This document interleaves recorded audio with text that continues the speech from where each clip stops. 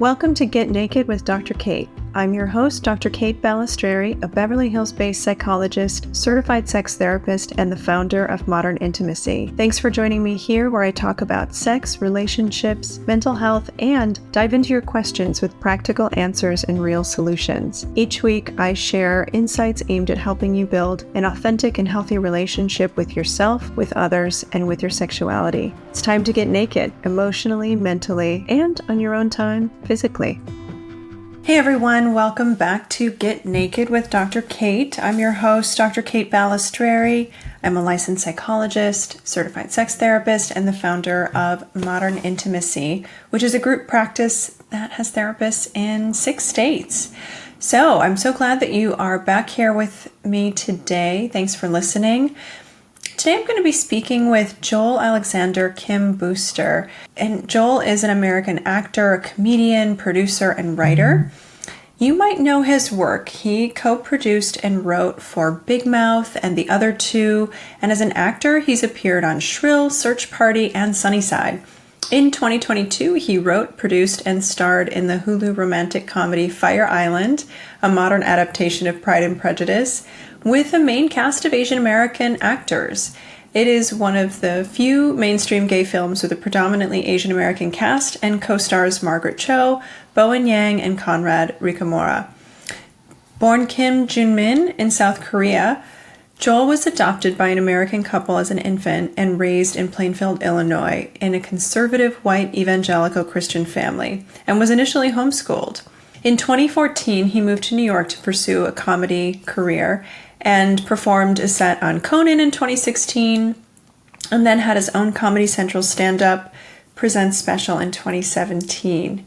He's had many other stand-up specials, including Model Minority, Joel Kim Booster Psychosexual, and started the podcast in 2019 called Urgent Care with Joel Kim Booster and Mitra Juhari. I am so excited to be speaking with Joel today on my podcast. Joel, thanks so much for joining me. Thanks so much for having me. Yeah, I saw some of your stand-up last year, and I honestly couldn't stop laughing. It's hilarious. And I really appreciated how raw you were with the way you've kind of deconstructed and reconstructed all of the different identities that you maintain. So can we maybe talk a little bit about that? Sure, let's get into it. Yeah. You were born in Korea, right? And then adopted by U.S. parents, and you grew up in Illinois?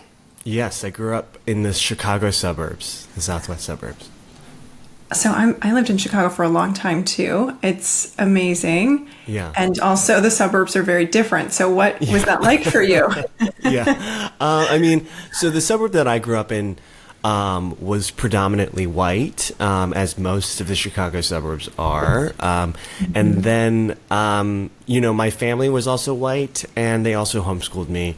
So I had a very sheltered, very white sort of upbringing. I didn't meet another Korean person until I was probably 13 years old.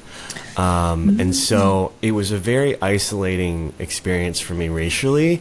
But yeah, and so it was a little disorienting. I think like one of my earliest jokes that really sort of that a lot of people have heard and connected with is that I knew I was gay before I knew I was Asian, which is a sentiment that is actually quite real to my experience because from the time I was probably like 4 or 5, I remember experiencing attraction to men. And then it really wasn't until after that, when I was at a family reunion in Alabama, of all places, that I sort of realized that I was a different race from my family for the first time. Being the only Asian person in a sea of about like 55, white Germanic people. It was a real shock to me in that moment. So yeah, that is sort of the genesis of my sort of fractured identities, I guess.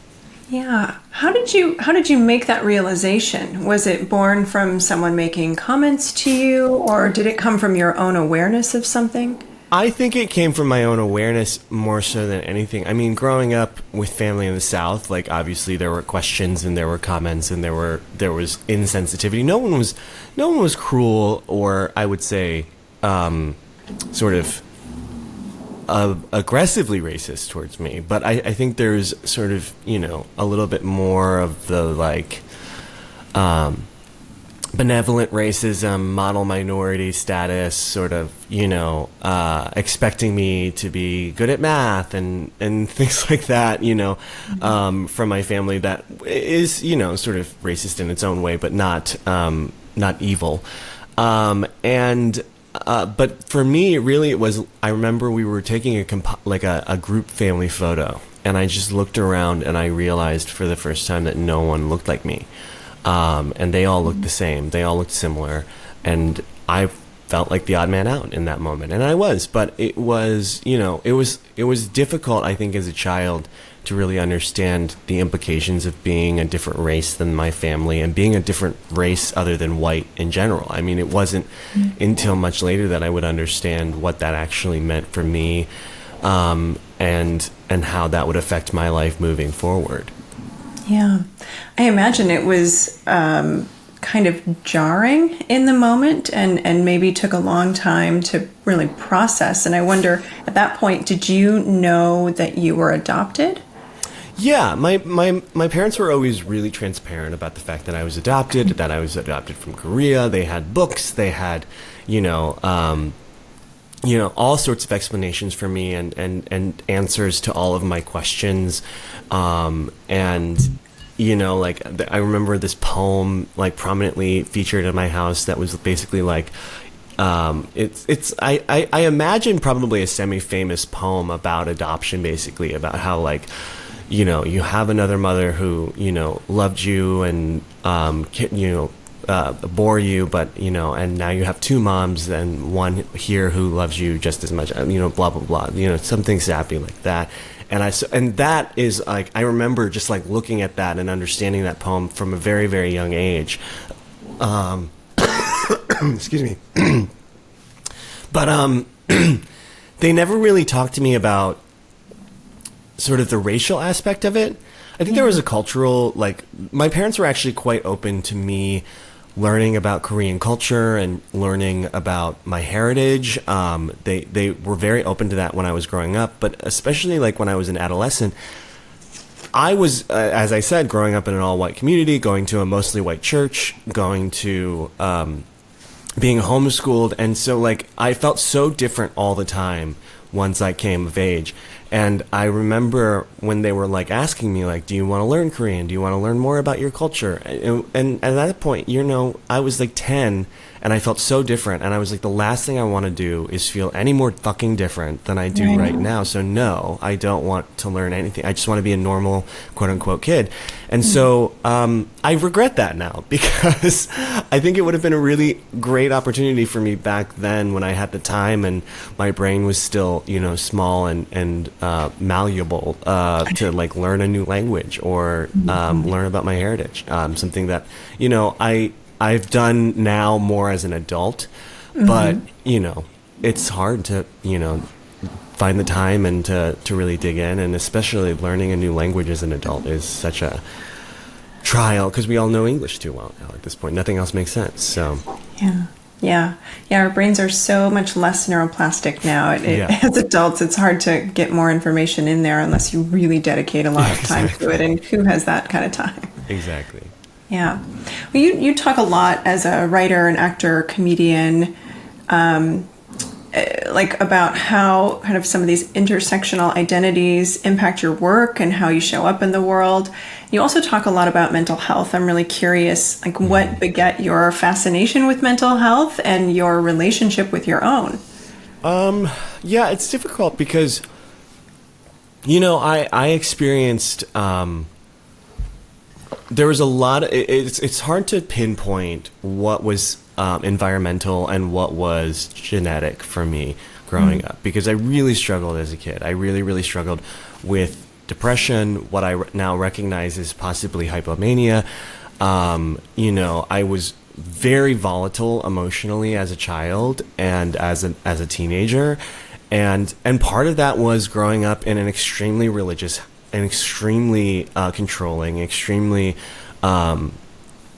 like sort of oppressively religious environment. I was homeschooled until I was 16 years old, and I was sheltered from most of the outside world. And I really, and I was taught that who I was as a gay person was wrong. And, and so all of those things, being bombarded by that kind of messaging from the time you're very, very young until you're an adolescent, until you're a teenager, I'm sure damaged my mental health in so many innumerable ways. But I also think that there were real signs of mental illness that my parents, being, I think because they are religious and conservative, really didn't want to address. And I remember they finally put me on an antidepressant when I was in high school, but very begrudgingly and very much because it was sort of a last resort, last ditch effort for them to sort of level me out. But it really took a lot of fighting from different people, like my counselor at school really advocating for me and understanding that there was something else going on here that was not just environmental, that was making me feel this way. And it wasn't until I was in my 30s, my early 30s, that I was finally diagnosed bipolar too. And it made it honestly, as upsetting as it is to hear that you have this thing that you're going to deal with for the rest of your life. It was almost sort of like a weight lifted too, because it suddenly reframed a lot of my behavior and a lot of my episodes as a child, as a teenager, as a 20-something. It just reframed a lot of the behavior and a lot of these moments that I never understood and I never really could wrap my head around before. I was like, oh, this makes so much sense now. And so it was really, I wasn't like happy to hear that I was diagnosed bipolar, but it definitely reframed a lot of my life in a really helpful way. Sounds like you were able to have more compassion for younger versions of yourself. I wonder, what are some of the behaviors that you were able to reframe and have compassion for that before maybe you had a more negative relationship with? Yeah, I think my mom and dad referred to them as tantrums, which I experienced well into young adulthood. Okay. Almost like childlike, uncontrollable anger and rage and an inability to control, myself. And I had a lot of shame about that. And to an extent, I still do, because there would be really public meltdowns when I was 14, 15, 16 years old. Really embarrassing, really terrible, hair trigger moments where I would go from being completely stable and on the level to completely explosive and, with anger and tears and crying and screaming and all of these things, sometimes in public, sometimes not. And I had a lot of shame about that because my mom and my dad would sort of be like, you're too old to be having temper tantrums. And I would think, I'm too old to be having temper tantrums. And then realizing now, as an adult, those were moments of mania. Those were moments of extreme depression that were sort of creating these wild mood swings in me. And, it was just something that I feel less shame about it now because it wasn't necessarily something that I can control. And obviously my environmental factors were contributing to, I think, the intensity of my mood swings. But it definitely reframed a lot of those moments for me and released a lot of shame once I had my diagnosis. I'm so glad that it gave you some reprieve from that shame. I mean, it can be really hard to, I imagine, and tell me if I'm wrong, but it can be really hard, I think, to grow up being homeschooled and not have as much of the social feedback from other kids your age that might help with developing different regulation skills. Absolutely. And emotional management skills. So it must have felt really, I shouldn't say must have. I imagine it could have felt really alienating to be having these outbursts and these experiences that felt so incongruent with, your age. Yeah, No, it definitely did. And I think like, shame and embarrassment was like such a theme of my teenage years because of these episodes and because of my inability to control my emotions. And I felt, I'm also a Pisces. I'm very emotional, and like I just think by nature, even if I wasn't bipolar, I would be an emotional person in general. Like when I'm medicated and stable and on the level, like I'm still an emotional person. And and I think like there's a lot of toxic masculinity. My dad was a farmer, my dad was a very traditional, very masculine, very like old school John Wayne Western kind of guy. And there was a lot of shame wrapped up in the fact that I cried and that I was emotional and my dad was so stoic. Like I like can't remember, my dad passed during COVID, unfortunately. And I think like, the only time I ever saw him cry was, when we FaceTimed right before he died. And it was like it was a really like difficult thing to grow up with a dad like that and to be a sort of effeminate, emotional kid. Like I felt like I was constantly disappointing him, and I felt like I, never would live up to this ideal of masculinity that he really was like setting the model for me growing up. And I'm so grateful that we were actually in the best place in our relationship that we've ever been in the year leading up to him passing. And I think part of that was like me as an adult, like having a house and like like finally connecting with him on like I was like fixing things in the house and building things in the house and things like that, and like finally as an adult like sort of connecting with him on a level that he understood and could understand. But yeah, I think that was especially difficult. The whole like issue of my not only sexuality but my masculinity and like all of those issues sort of wrapped up into one as I was growing up. What was it like for you as you made the transition from being homeschooled into high school, given how you were feeling and what you were sitting with? I think it was definitely sensory overload for me, both like sort of like physically and emotionally and spiritually and all of the things. I think like I had wanted to go to school from the time I knew what school was. Quite honestly, I'd been asking to be sent to school since the time I was very, very young. And then when they finally agreed to do it, within a month of going to public school, I came out of the closet. I sucked a dick for the first time. I drank for the first time. I smoked weed for the first time. I shoplifted for the first time. Like, like everything you thought, everything I could do, I did within truly the October of me going to public school for the first time. And it completely flipped my life on its head. And like, again, like I think some of this, looking back on it, was probably hypomania, like I was experiencing as a kid. And definitely understanding it on that level. But it was also like sort of the best thing that ever happened to me, because I was able to experience the world more on my terms and less under the framework that my parents had sort of rigidly set out for me my entire life. And it was really when I began to form an identity that matched like both the internal me and the outside me were sort of lining up more so for the first time. And that had never been the case before. Like I had such a rich inner life living at home, and like, I was a huge reader. I was reading books all the time, and just like my imagination was just like huge, and I wanted to be experiencing the world. Like that's all I really wanted in my entire life, was to experience the world like the people that I was reading about. And suddenly I had this opportunity to do it, and I was really going full tilt. As much I wanted to live as much as possible, and I wasn't sure when or how it would be taken away from me again. So I just sort of wanted to dive in.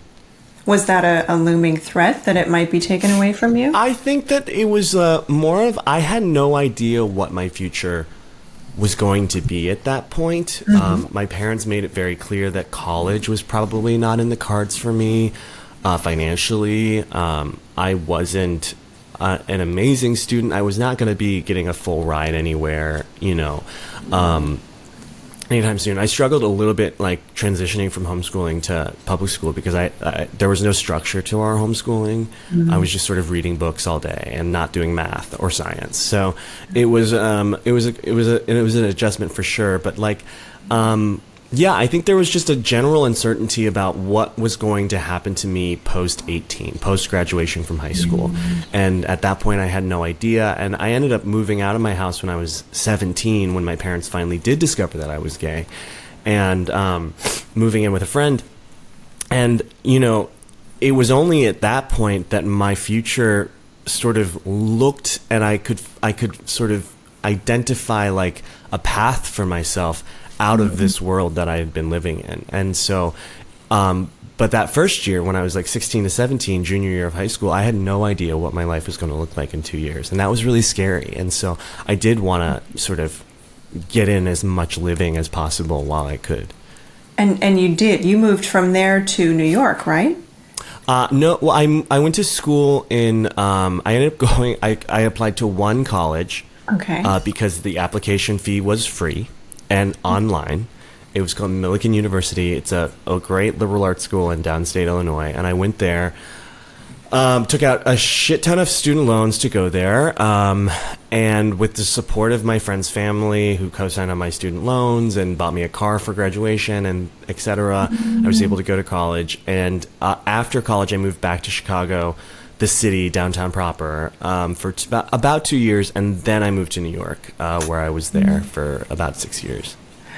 So you lived. You lived big after that, Yeah. and I'm so curious. Like, what was that like to be in the college and sort of the smaller town, but then in Chicago, where there's so much more diversity, so much more vibrance, so much more culture, and then in New York, where amplify that even more. I think like for me, college was about catching up, I think, and filling in the gaps in terms of, there were certain things of levels of maturity that I just didn't have socially yet, I think, because I hadn't experienced a lot socially.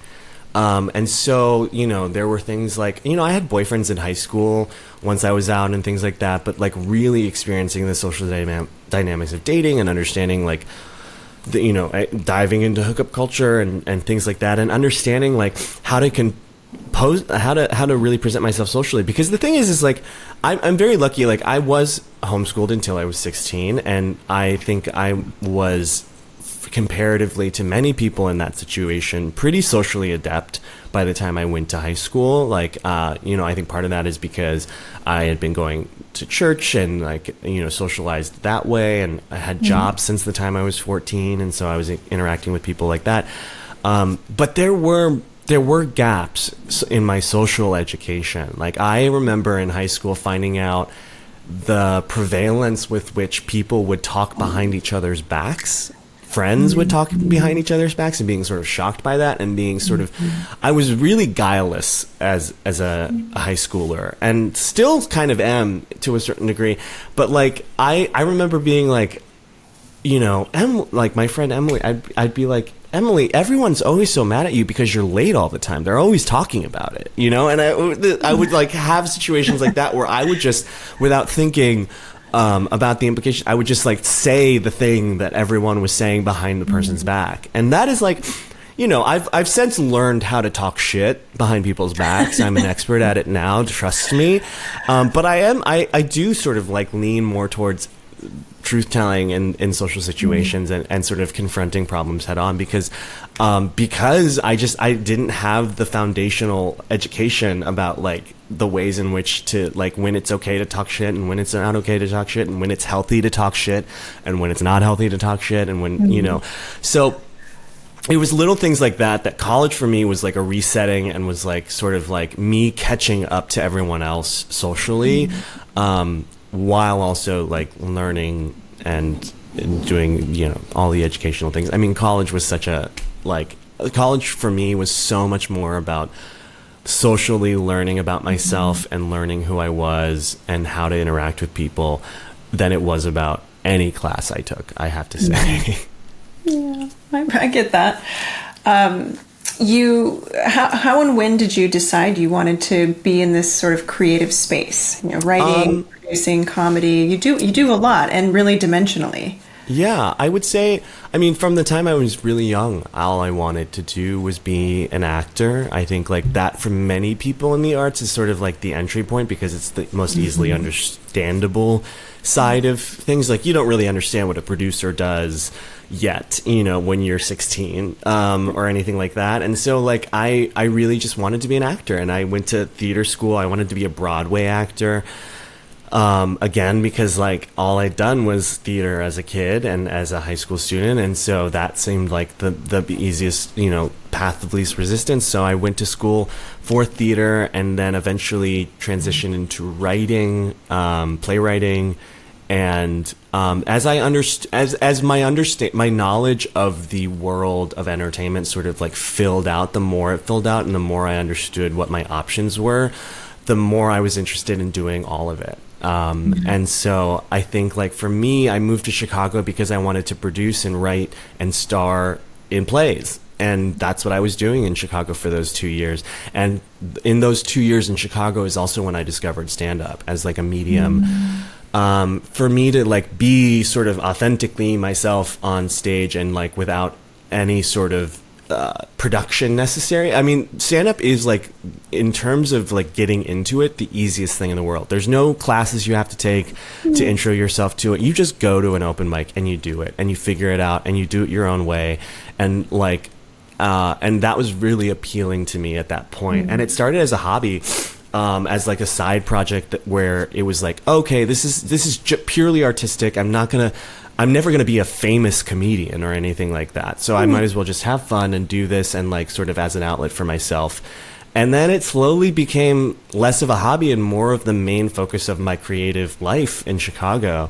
And that's when I moved to New York, was to pursue that full time, basically, as much as possible. I mean, I still had a day job, but you know, I would work 9 to 6 and then go to do open mics from like 6 till midnight and beyond, and that was my New York life for so long. And it was tough and it was hard, but it, you know, I have that sort of comedian like rose-colored glasses about that time in my life where I was sleep deprived, starving, and tired all the time, but having the best time in my life and really learning it and becoming the person that I am today, and as a stand-up and as an artist. Amazing. So are you in LA now? I'm in LA now. I've been in LA since 2019. Okay. So transitioning to LA from New York, I'm really curious, like what did you notice about how you showed up in life and like relationships? What was different for you in New York versus LA, if anything? I mean, so technically I moved to LA when I was like in my I think 30 or 31. And so like for me, like New York and Chicago were my 20s, where I was a mess and drinking a lot and just like undiagnosed bipolar, like really ups and downs and tumultuous times. And New York, you know, it is the greatest city in the world.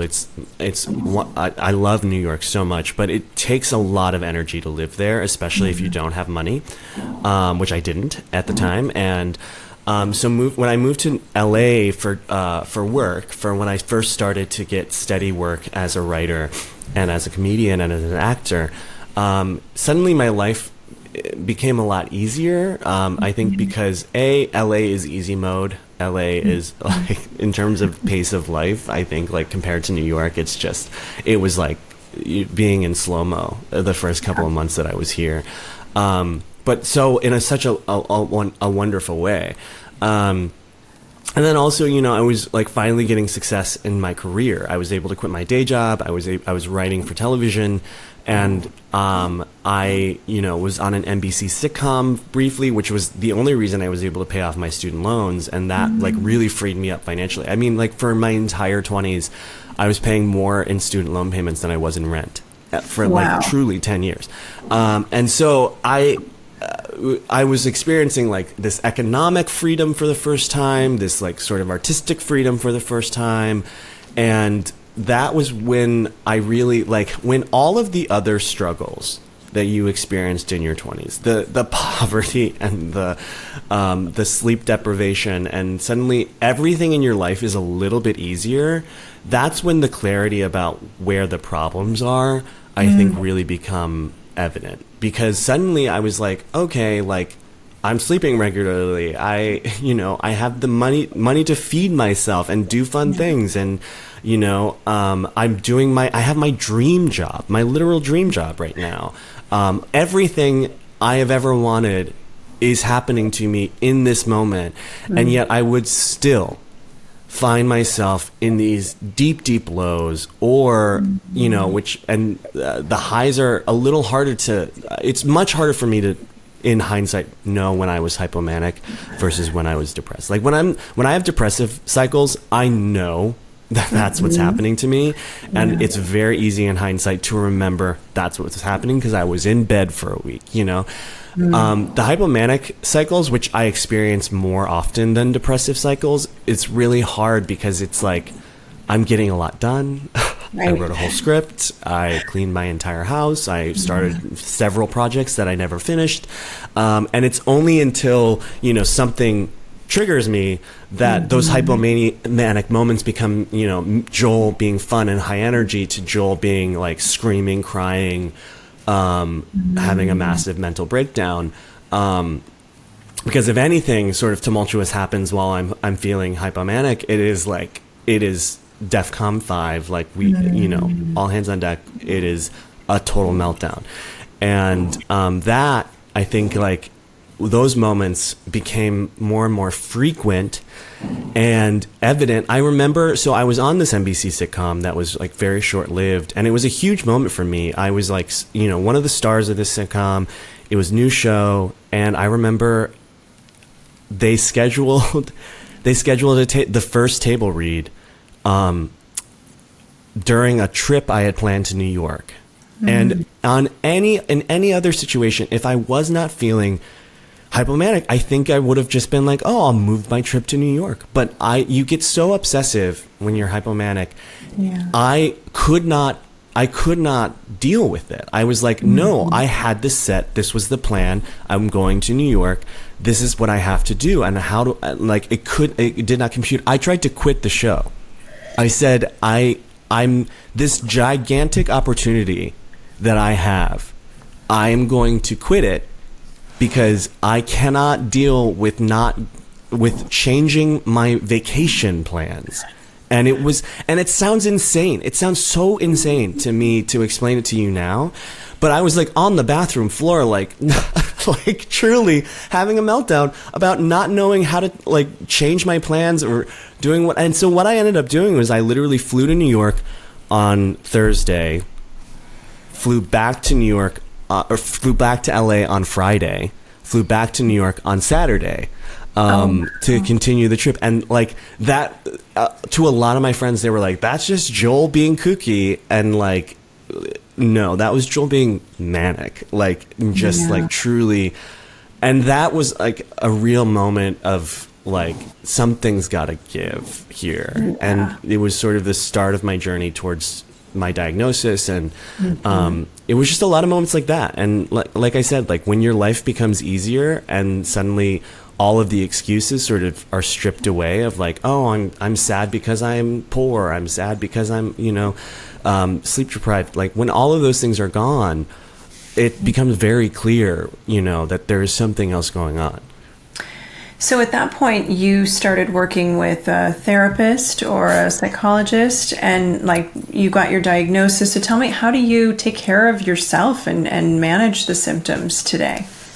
I have an amazing therapist. I have an amazing psychologist, both of whom are just, I am so glad. And it took a long time to find both, I would say. Actually, my psychologist is my first ever psychologist that I've ever had. He's the man who diagnosed me, and he's great. And I got really lucky in that regard. My therapist, it took a long time to find the right one, but I found an amazing one. And that support system is really important, obviously.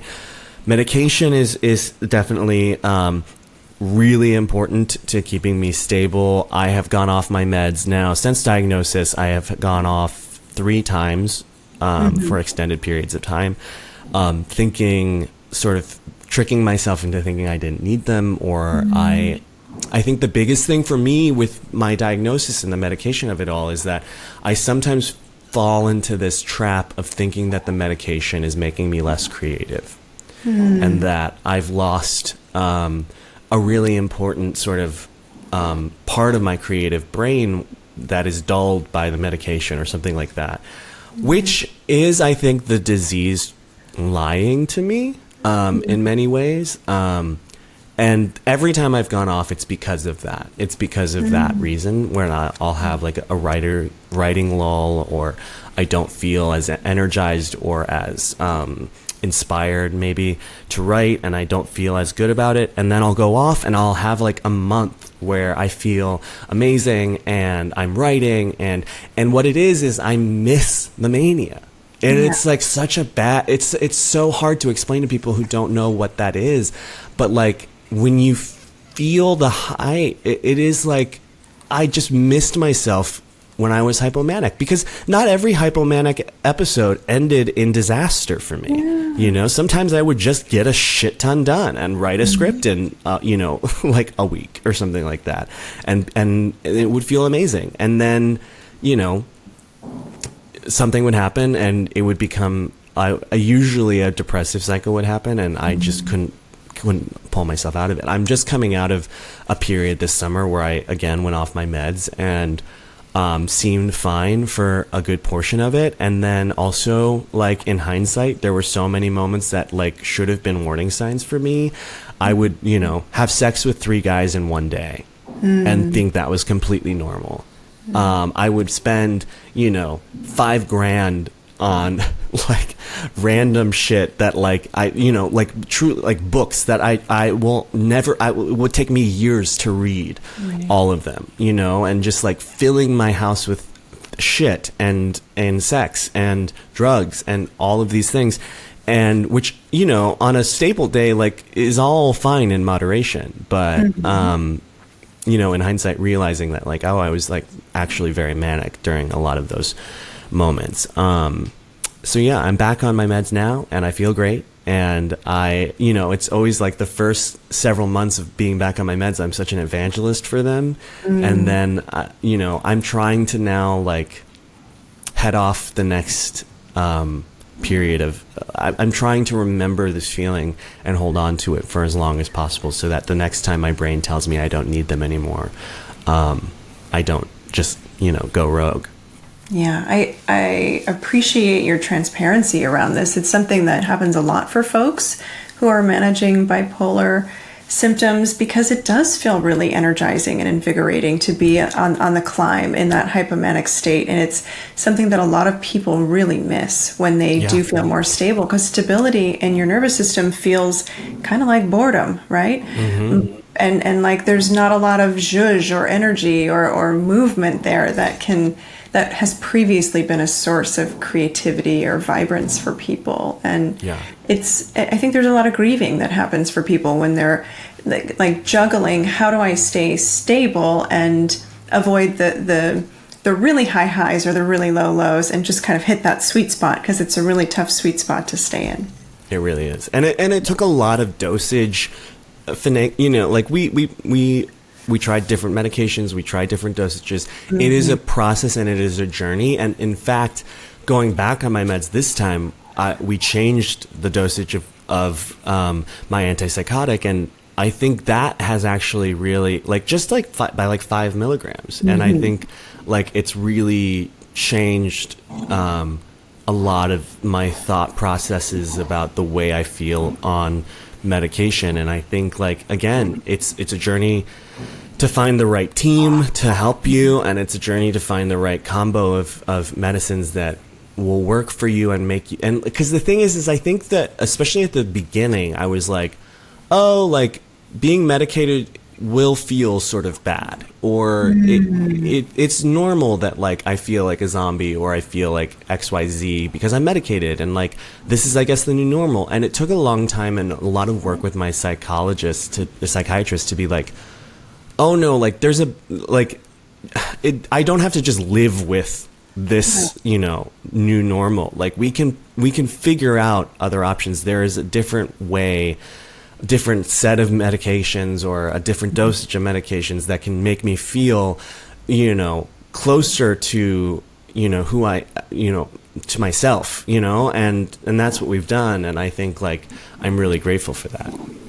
How have you, how have you intentionally or unintentionally gotten more in touch with like pleasure and fun and creativity when you are in kind of that more stable space? Like what kind of pleasure practice or artistic practice have you been able to tap into to kind of grow some of that energy where maybe it feels like the medication has muted it? Yeah. It's hard to say in the past because the problem is that I'm coming out of a depressive cycle. That's what made me go back on my meds. That's what sort of pushed me back into being like, okay, I need some help here because I was in a very, very dark, depressive state. And so it's hard to pinpoint like, because now everything feels, now that I'm like, when you come out of a depressive cycle, you're just like, oh my God, everything feels easy. Everything feels fun. And so like rebuilding like the pleasure parts of my experience on medication was very easy this time because everything just seemed great in comparison to where I was a few weeks ago. But I think like an interesting barometer for me and a way I've sort of managed that and having fun and experiencing joy on medication is, my partner, my boyfriend is really a good and helpful sort of like measuring stick for when I am sort of out of control and then like pulling me back and like helping me experience and understand joy and pleasure and things like that, like on a more stable level. I think like he is definitely a stabilizing presence in my life and it knows me well enough now to know to sort of like clock, like it's really hard to hide from him when I went off my medication, like I lied to him for months about it because he knew that something was off. And, despite the fact that I was like happy and energetic and we were having fun and we were partying, he knew that something was wrong. And, we've since had a very big come to Jesus moment. I'm not going to like, I didn't tell him, I promise you I will never go off my meds again. What I can promise you is that I will tell you when that happens, if I decide that. Because it's a difficult thing when you're in a relationship and you're bipolar or I'm sure any, chronic mental illness is that like, this is my body, this is my brain, this is my life that I, am dealing with right now. And so like if I need to go off my meds, like because I feel the urgency to do so, then I'm going to do that. And it's not a discussion, I think, that like it's not something that you can veto, but it is something that I will bring to you and discuss and sort of like involve you in the process of now. And that's sort of what we've decided. But it's a difficult thing to manage when you're in a relationship, I think, especially. It's like so wonderful to have that person, that outside set of eyes that knows you inside out, that can sort of help you. But it is also difficult when it's like, how involved are they in your, regimen, your journey with that? Yeah, I mean, it is really hard because it is your life, your body, your mind, your brain, your process, and also, in relationships, our behavior impacts our partners. Yeah. And so there is a really delicate line, and I'm really curious how the two of you kind of negotiate those things. How do you talk about it so that everybody's autonomy and impact is really measured in? Yeah, I think like for me, when we talk about it a lot, like, it's difficult because like when I've been in, I have had a lot of moments where I'm like, you need to abandon ship. I am a sinking ship. This is only going to get worse as time goes on, and you are not equipped to deal with this. Like, it's really difficult to actually be in a relationship with someone who is so well adjusted and so has such a normal brain that like I feel constantly like I'm going to damage him in the process and of this, experience of over the course of our lives together. And I do think that we are probably going to be together for a long, long time. I worry that I'm going to damage him in some way, or that I'll be a burden to him in some way. And like, talking about those feelings has been really important to the longevity and the health of our relationship, because it's not about him saying like, I will stay with you no matter what, but it's about like, I will stay with you as long as you continue to care about yourself and you take care, like, it's not about him. I'm not doing it for him, but it definitely is like, if he's going to stay, he needs to know that I'm fighting for myself and I'm advocating for myself too. And that was like, I think, a big part of our communication process once we started. And the thing is I met him after I was diagnosed. He knew I think I talked about it the night we met, like that I like very upfront about like who I am and what he was getting into. And but like, for me, I think it's like, I can't just like throw up my hands and say, I give up. This is who I am. I'm never going to feel good again. It was like, no, if I'm going to be here too, I have to see you doing some of the work. I can help you. I can help pull you up. And he does. But like, I can't just be like dead weight. I have to sort of like put something into it myself.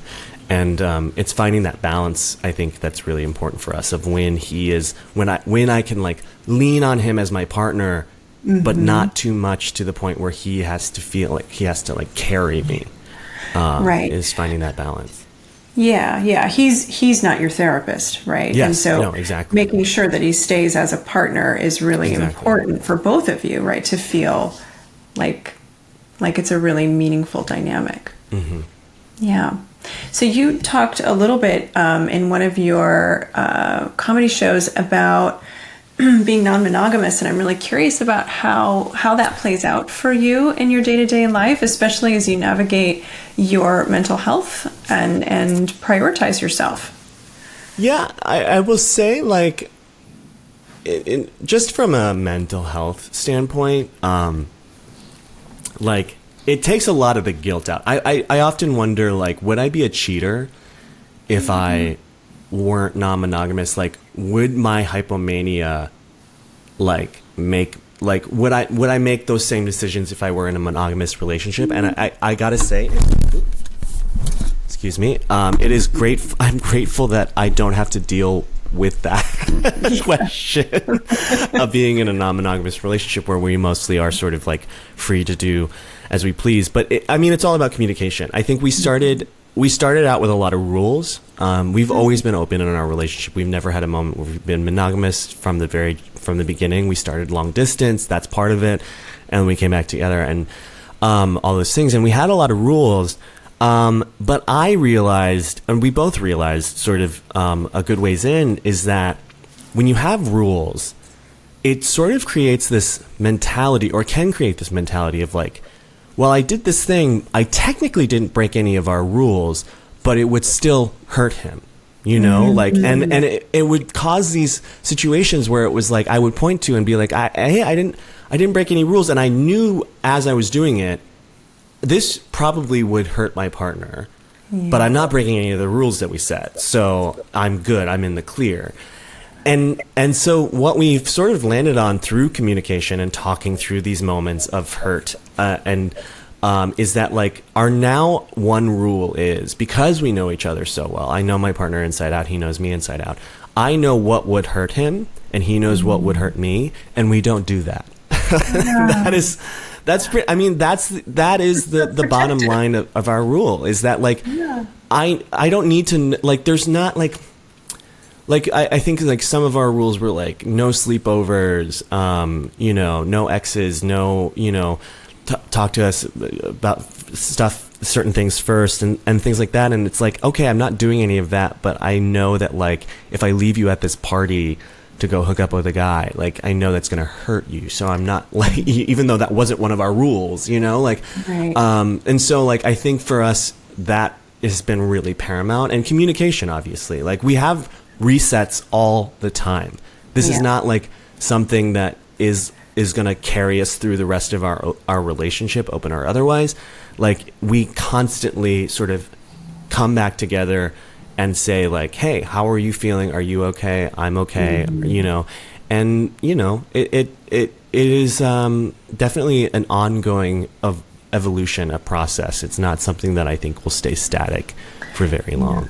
Yeah, that's so true, right? And you're a dynamic human, so is your partner. So how you both feel and what you both need is going to change. And it's great that you're having those check-ins, and that there is so much prioritization of protection of one another in the partnership. That feels really, really amazing. Well, and the nice thing too about our dynamic is there's not a lot of jealousy involved. I think like neither of us are very jealous people in terms of like the physicality of it, because I think both of us have the same mentality about sex, where like the sex that we have together is so beautiful, so spiritual, so passionate, and really intimate. But sometimes we just want to fuck, you know? Like, I want to have like gross, dirty, anonymous sex with a stranger. And I know he does too. And like, that's a very different experience than the kind of sex you have when you're in a relationship. Totally. And so, I think like for us, like, I know that, like, I just know I'm so secure in our relationship that like, I can see him at a party making out with someone else, and I'll be like, oh yeah, he's getting a need met over there that I can't necessarily provide, but I know for a fact that this person is a loser, a joker. I like, compared to me, you know, like, I just don't, I'm not worried that he's going to leave me for someone because of they might have good sex, because for us, like the there's like such a wholeness to our relationship that like, I don't know, I'm just not worried about it. And I think like that is kind of the secret and how I know I found, you know, my person, is that I feel truly nothing when I see that, because I am just so secure in what we've built together over the last, you know, 2.5, 3 years. Wow, that's so beautiful. Well, Joel, thank you again for coming on my show today and being so open and so honest about your own process in life and everything that you've been doing to live big and vibrantly. Is there anything that we haven't talked about that you feel is really important people know about you, or about anything that we've discussed? No, I think, I mean, we've covered a lot of it. I think, you know, for me, I think a big part of my mental health journey that I am now a big evangelist for is, living less connected to social media and needing to, you know, figure out a way to make it work for you, but also not make it such an integral part of your identity. And like, it used to be for me, it used to be like every thought I have to share it on social media, and every part of me has to be visible on social media, every part of my identity. Like, I want everyone to get a 3-dimensional idea of who I am as a person based on these pictures and these thoughts and these posts. And I've since come to find that mentality for me personally was really detrimental, especially as my profile sort of rose and I was having more and more strangers tell me who I am based on my posts on social media and thinking they have that 3-dimensional idea of who I am. And they don't, obviously. And trying to create one was so emotionally detrimental to me, because it's an impossible task. And so I've pulled back a lot on social media, and I've been all the better for it. And I think, you know, in times of strife and difficult times, it can be a little upsetting to people when you don't share every thought or feeling or opinion that you have on social media during times of political or geopolitical unrest and things like issues are happening in the world. But like, for me, it's like, you have to protect yourself a little bit and protect your individuality and your personhood from the like flatness that social media can create. And that has been really helpful to my mental health over the last couple of years as I've pulled back a little bit. Amazing. I couldn't agree with you more. Social media has so many amazing things to offer, but it can come at such a high cost, especially if you are higher profile in the world and people have an expectation of you and an entitlement to content from you. And it can feel really objectifying, really draining. So glad that you stepped back and gave yourself permission to just breathe a little bit. Yeah. Well, thank you again. This was such an awesome conversation. I'm really grateful to you. Yeah, thanks so much for having me on. This has been amazing, really incredible. Thanks so much for listening, everyone. It means so much to me that you are here. If this episode speaks to you, feel free to like and leave a 5-star review on your favorite podcast platform. That helps it reach more people. I'll see you here next week. Thank you for listening to Get Naked with Dr. Kate. Stay connected with me on Instagram and TikTok at Dr. Kate Balestrieri. Everyone has questions, and I want to answer as many as I can. So feel free to email your questions to question@getnakedpodcast.com. If you're looking for a free 30-minute consultation with me or someone on my team, visit modernintimacy.com. And don't forget to join our newsletter, Modern Intimacy, on Substack. Let's meet back here next week. A new episode drops every Tuesday. Disclaimer, this podcast is not a substitute for therapy and does not constitute a professional relationship with Dr. Kate Balestrieri or Modern Intimacy. This podcast is strictly for education and entertainment purposes only.